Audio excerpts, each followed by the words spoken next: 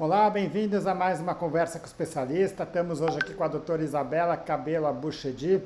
A Isabela é cardiologista, ritmologista e a ideia com você aqui, Isabela, é discutir a respeito da doença arterial coronariana. Então, primeiramente, bem-vinda e obrigado pela sua disponibilidade aqui. Imagina, é um prazer conversar sobre a arterial coronariana e transição. Vamos lá. Para começar, queria que você me falasse um pouco o que é exatamente a doença arterial coronariana. A doença arterial coronariana é o depósito de placas de gordura nas artérias coronárias, né? A aterosclerose, né? O que são as artérias coronárias? São as principais artérias do coração que cuidam, né, da irrigação sanguínea de todo o coração. Então, as placas vão depositando nessas artérias, né? E podem levar a quadros extremos, como a angina, né, as dores no peito, a angina, e até o infarto do miocárdio, né? Então, o importante para a gente prevenir o acúmulo de placas é o que, né, todos os cardiologistas, eu falo que a grande maioria, orienta, né, que é dieta, exercício físico, é uma boa noite de sono, né, uma qualidade de vida adequada. Ótimo. Ah, assim, existem vários fatores que vão contribuir para o desenvolvimento da doença coronariana. Algumas delas estão ligadas a um estilo de vida, você já citou eles, né?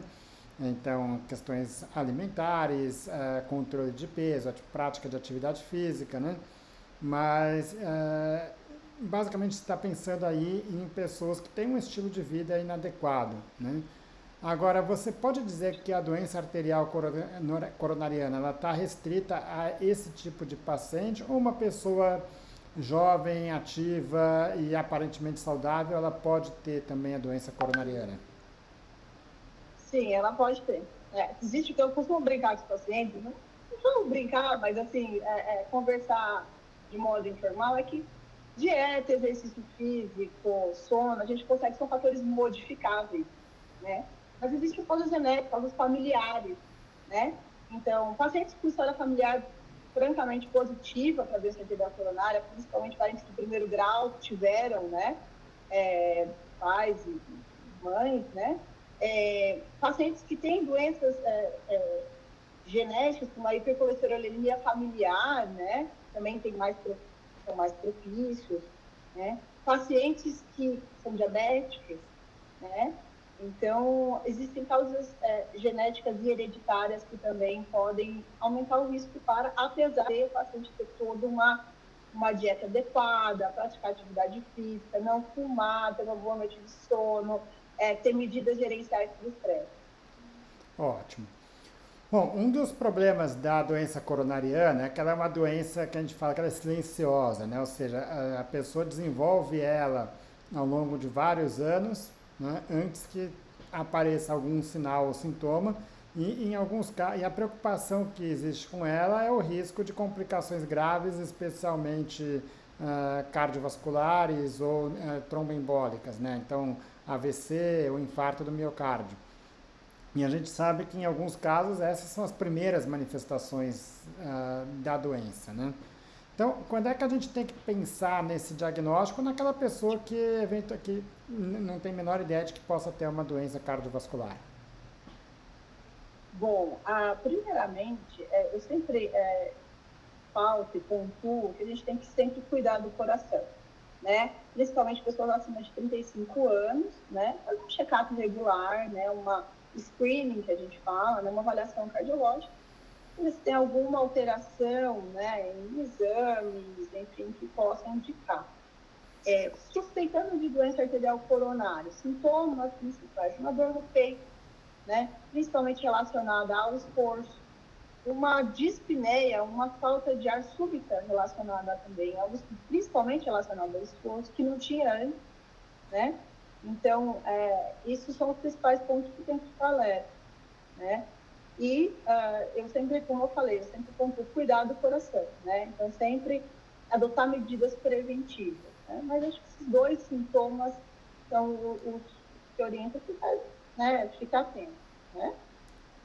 Ótimo. Agora, o objetivo do cardiologista é que ele não vá ver esse tipo de paciente, né? Ou seja, que esse diagnóstico seja feito de uma forma mais precoce, porque a angina, falta de ar, isso aí são sinais de uma doença que já está numa fase talvez um pouco mais avançada, né? Pensando no diagnóstico precoce, qual é o papel do teste de esforço cardiopulmonar, ou teste ergométrico, no diagnóstico da doença coronariana? O teste ergométrico é um método de fácil realização, né, amplamente encontrado, ele é fácil de encontrar, né, nos serviços, né, desde o público até o privado, né? E o teste ergométrico, ele nos auxilia a identificar alterações, né, tanto hemodinâmicas, por exemplo, da pressão arterial, quanto eletrocardiográficas, principalmente, que possam indicar que tem alguma artéria do coração, uma coronária já com problemas, né, com uma obstrução, enfim. Então, o teste ergométrico e o teste cardiopulmonar também, porque o teste cardiopulmonar tem algumas variáveis extras, né? A simples teste ergométrico também auxilia o médico, né? Então, a partir do momento que a gente submete ao paciente ao esforço físico, né? E gera o estresse ao coração, a gente consegue captar algumas alterações que possam vir a acontecer, né? E nos indica que a gente precisa investigar um pouco mais a fundo as coronárias do paciente. Ótimo. E dentro dessa. Então, basicamente, o teste de esforço, só para quem talvez não entenda muito bem disso, é um teste em que você faz um esforço progressivo, normalmente numa esteira ergométrica, mas pode ser num ciclo ergômetro, em outras formas de esforço físico, que vai fazer com que aumente a frequência cardíaca. Então, o objetivo é ver como o coração se comporta numa situação de estresse, né? E ali, enfim, pensando na doença arterial coronariana, quais são os achados mais relevantes que vão fazer você pensar nesse diagnóstico? Bom, o primeiro ponto é a alteração eletrocardiográfica, né? Intradesnivelamento ou, em casos mais graves, o supradesnivelamento do segmento acefísico. E sintomas durante o esforço. Então, uma dor precordial, uma dor torácica desencadeada pelo esforço, né, durante a realização do teste ergométrico, né, até alterações hemodinâmicas, né, como uma ausência de progressão da pressão, porque a pressão durante o esforço não aumenta. É normal aumentar a pressão durante o esforço, lógico, dentro de uma curva adequada, uma curva que a gente tem parâmetros para considerar adequada. Mas essa pressão não sobe, né? Essa pressão tem uma queda de pressão entre esforço, né? Arritmias também graves, né? Arritmias ventriculares complexas. Então, tudo isso são indícios de que tem algo de errado, né? Principalmente coronariana, nas coronárias. Ótimo. Bom, e essas alterações eletrocardiográficas que elas estão mostrando de uma forma resumida é um sinal de que ele fala de isquemia, né? Ou seja, de que está indo menos sangue para o coração do que ele precisa para funcionar naquela situação de estresse, né? Então, quando você pega um paciente sem queixas, a avaliação clínica, obviamente, é importante, a ausculta, tudo isso, o eletrocardiograma de repouso, que muitas vezes não vai mostrar nenhum sinal de isquemia, e aí o teste de esforço seria talvez o primeiro exame, vamos dizer, de rotina num paciente assintomático aí que esteja pensando, né? Quando que você faz esse exame? Qualquer pessoa deve fazer um teste ergométrico, pessoas que fazem esforços em níveis mais intensos, qual que é a indicação do teste ergométrico? Bom, a gente costuma solicitar principalmente pacientes acima de 35 anos e principalmente naqueles que têm uma história familiar positiva ou um estilo de vida que a gente fala não tão adequado, né? Colesterol alto, tabagista, né? Muito sedentário, né? Esses pacientes principalmente, tá? Pacientes mais jovens, tá? A gente às vezes faz muito teste ergométrico em adolescente, criança. Acredito sim que a indicação não deve ser tão rotineira, tá? Exceto se é um paciente que tem, né, pacientes pediátricos que tem algum sintoma que que indica uma anormalidade cardíaca, não é relacionada à isquemia. Aí a gente faz ativométrico. Mas para verificar a isquemia, principalmente a partir dos 35 anos. Tá?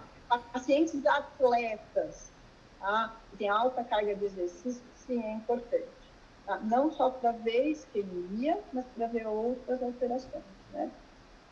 Ou seja, a maior parte das pessoas acima de 35 anos vão ter indicação, porque são os atletas que têm uma exigência muito grande, são as pessoas que têm fatores de risco cardiovascular, que, vamos dizer, quando se pega a pessoa sedentária, acho que a maioria vai ter, já é por si só o sedentarismo um fator de risco, aí junto à obesidade, questões alimentares, outros fatores de risco, então também tem indicação de fazer o teste aí, né? Principalmente os que têm fatores de risco, né? Principalmente nós acima de 35 anos, é com fator de risco ainda mais, né? Então, é importante passar por uma avaliação, não somente fazer o teste, né? O cardiologista faz uma avaliação, vê toda a parte de fator de risco e aí, se cabe, indica o teste hormonal. Tá bom. Aí, se o teste está normal, você tem que repetir isso a cada quanto tempo? Olha, se o paciente vou dar um exemplo hipotético, o paciente de 35 anos, sedentário, faz teste ergométrico normal, a cada 2 anos, tá? Pelo menos a cada 2 anos.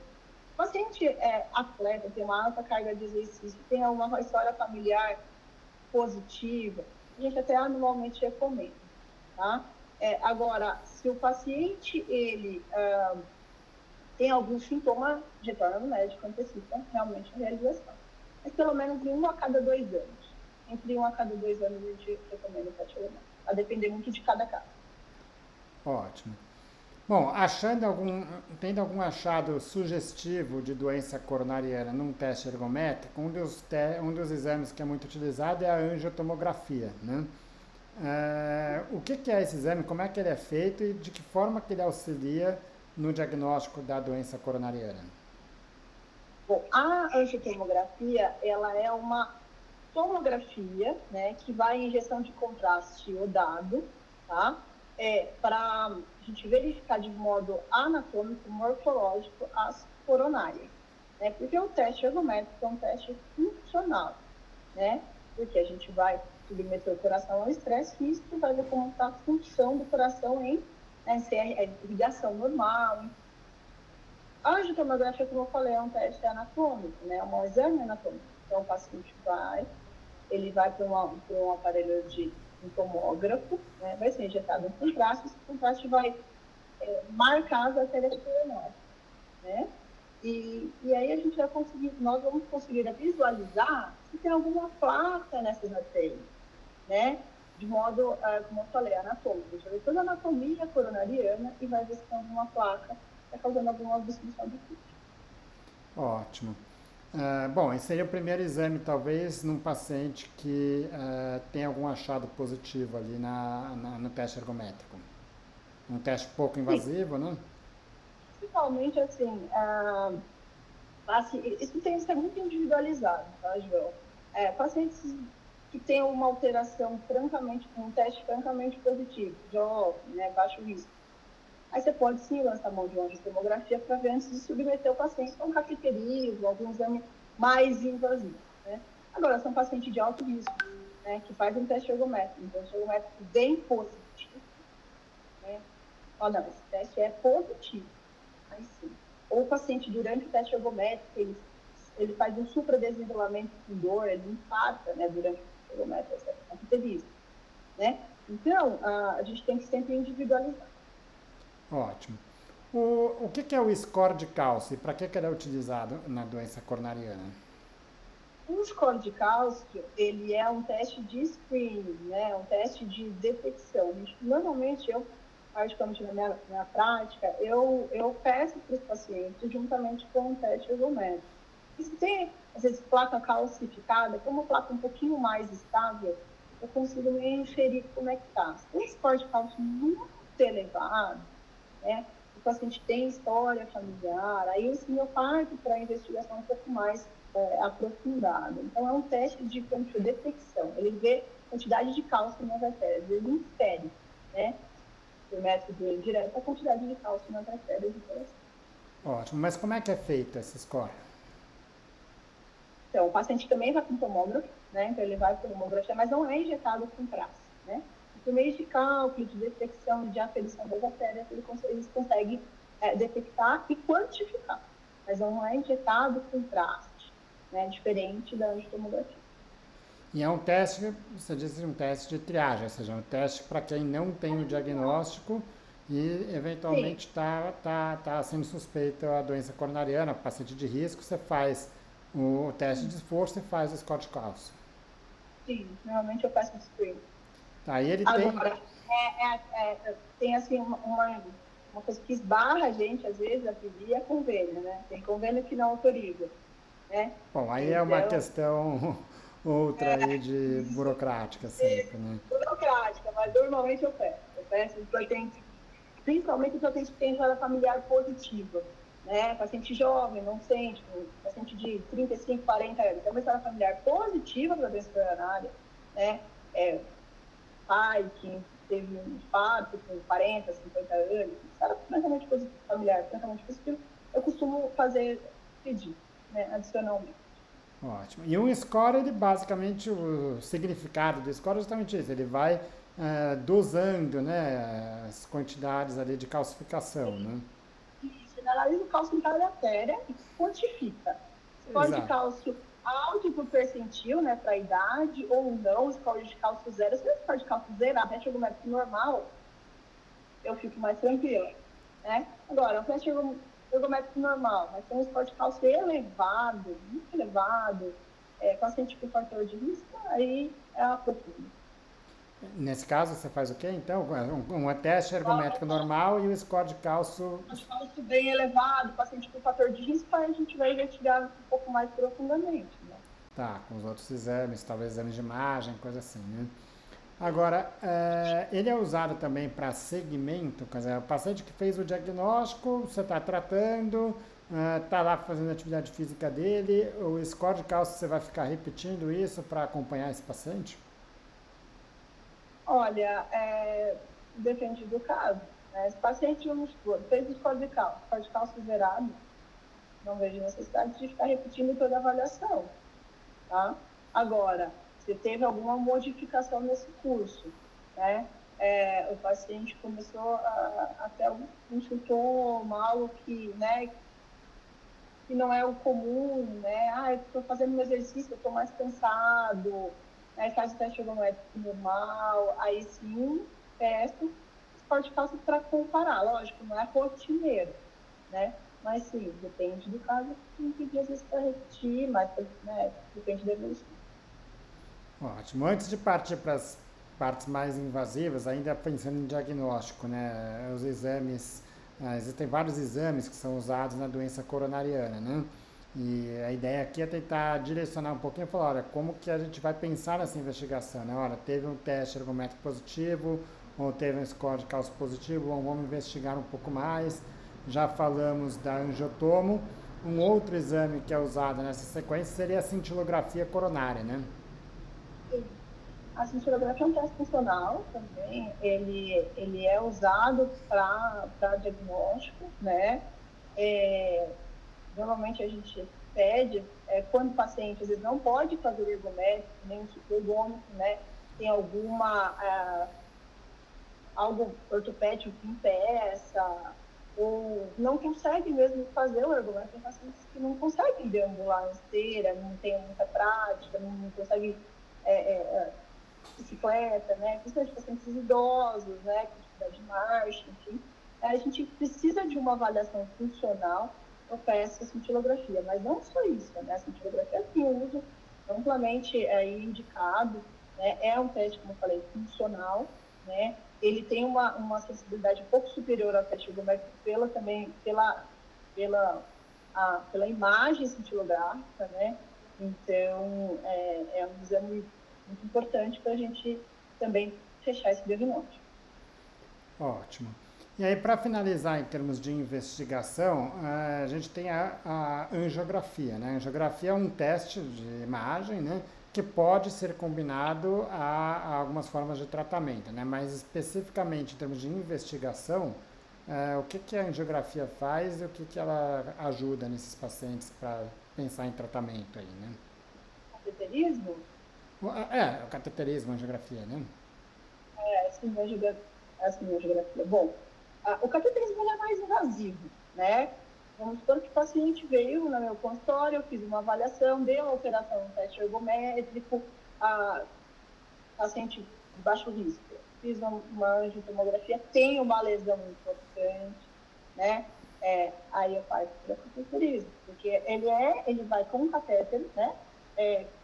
Pelo acesso radial, pelo acesso no braço, né? Mais comum, ele vai com o catéter lá na coronária e vai injetar um contraste, né? Ele injeta contraste color, né? Ele marca toda a coronária, desde o tronco, toda a salação cardíaca, aí vai detectar com precisão, né?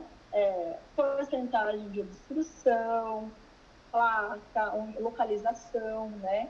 A gente consegue detectar com mais precisão. E ela é indicada para casos assim, específicos, né?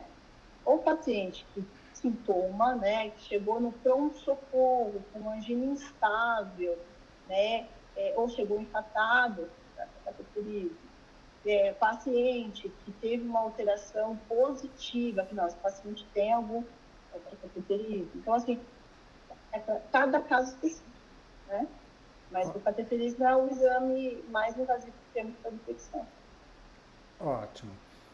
Bom, basicamente o que você faz ali é colocar um contraste que vai para as artérias do coração e você vai ver como se fossem uns caninhos, né, onde vai circular esse contraste. Se está tendo algum ponto onde esse contraste não passa, você vai inferir que tem uma obstrução que pode ser total ou parcial ali.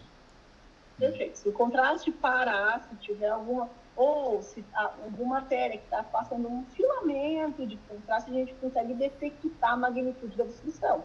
Né? Fora isso, a gente consegue detectar também, a gente faz uma ventriculografia, consegue detectar se está funcionando o ventrículo, né? Se o ventrículo está contraindo de forma adequada, se não, tem uma parte do ventrículo do coração, o ventrículo é uma parte do coração, é a principal câmara, né? Se ele está contraindo de modo muito lento, se é uma parte que não está contraindo, então a gente consegue fazer um estudo mais invasivo do coração. Ótimo. Bom, pensando no tratamento, então o tratamento a gente vai dividir em dois grandes grupos, né? Aquele que tem a doença coronariana, que tem fatores de risco, eventualmente um score de cálcio positivo, que tem eventualmente algum achado, normalmente fatores de risco para a doença, que você vai tratar basicamente buscando tentar evitar a evolução da doença, né? Acho que seria o objetivo principal nesses casos.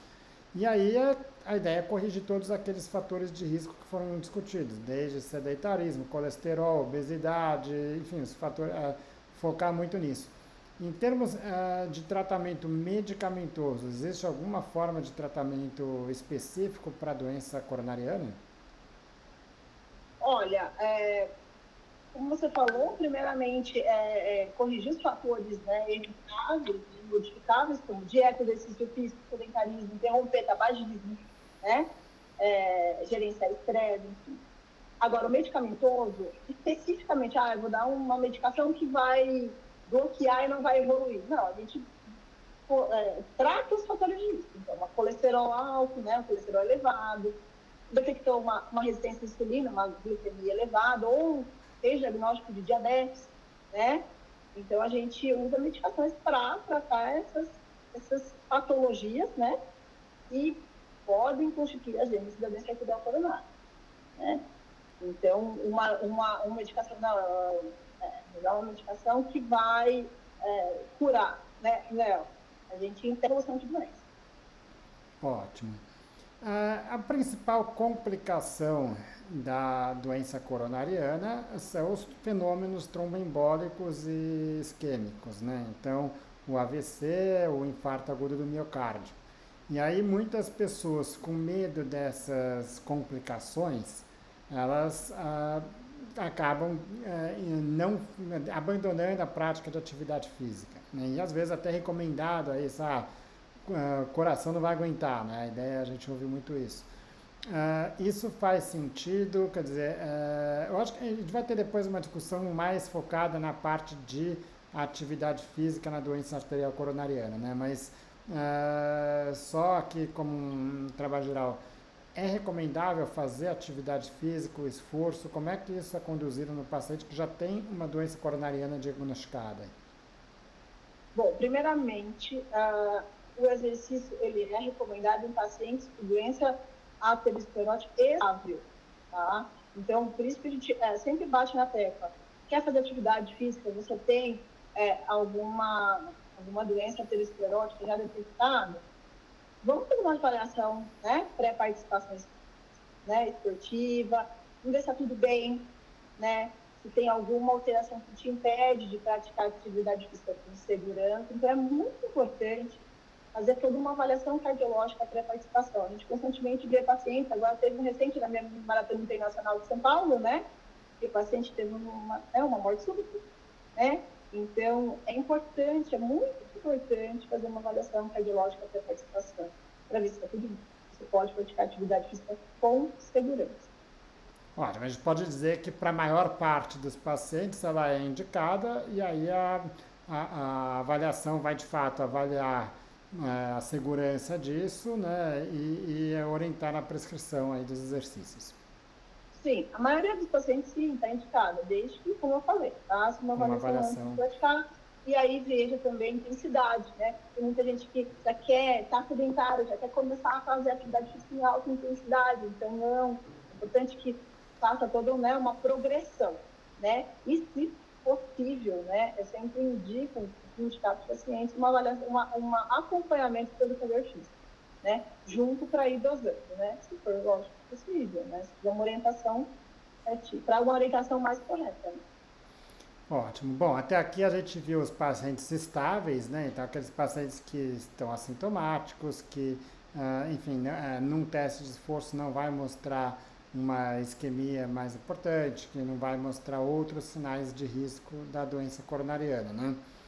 Por outro lado, está fazendo essa investigação, fez a angiotomo, que já viu ali uma alteração, fez uma angiografia, um cateterismo, né? E mostrou uma obstrução. Sempre essas obstruções precisam ser tratadas. Vamos dizer, aí você tem basicamente dois grandes grupos de tratamento que precisam ser discutidos, que seria o stent ou o bypass, a ponte de safena, né? Mas esses pacientes, eles precisam sempre ter algum procedimento mais invasivo ou você pode só acompanhar aquele paciente? Bom, depende muito do grau de obstrução.